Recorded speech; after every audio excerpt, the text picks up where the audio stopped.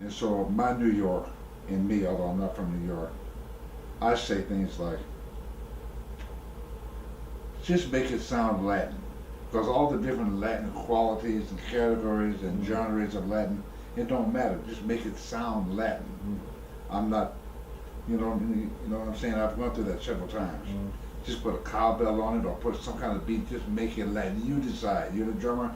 You decide what kind of thing you should play to fit what's going on here.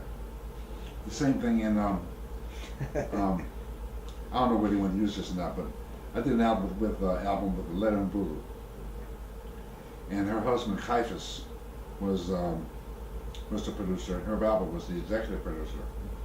And we had in the rhythm section, percussionist was from Jamaica.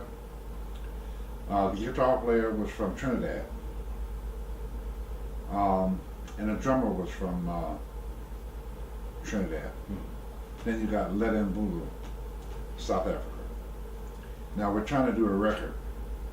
Matter of fact, this record was called Roots, by the way. Very, very popular record, very successful. And we had one hell of a time trying to get a record done. Because Caiaphas, he would hear something, and we were grooving. I mean, we were just putting it on. It was working, she was happy. He said, well, no, let's change the bass line because it sounds too much like, well, let's change the guitar because it sounds too much like the Voodoo tribe, or whatever the case may be.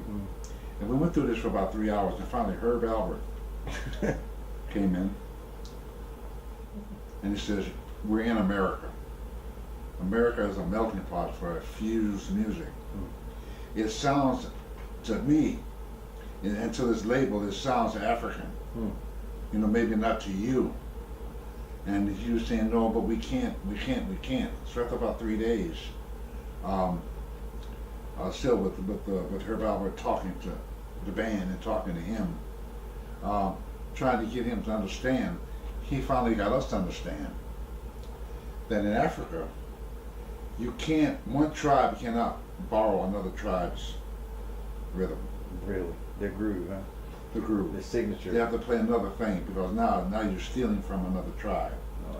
You know, because in this country we're fused.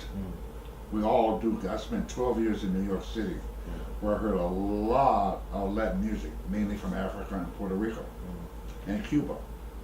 However, it didn't matter. You know Johnny Pacheco? Oh yeah, absolutely. When you talk to Johnny and other Latin players, Old Man Chow, he said it's supposed to make people dance. People, basically, the average person does not care about what's over there. A lot of people don't even know what's over there. When I was in New York, I met people from Brooklyn that had never been to Manhattan. Oh yeah. 19, 20-year-old person that has never got on the A train or the D train and gone to Manhattan. So they represent what I'm talking about. And music in this country, it's got the groove. If not, you have people putting an esoteric name on something to where it's just out.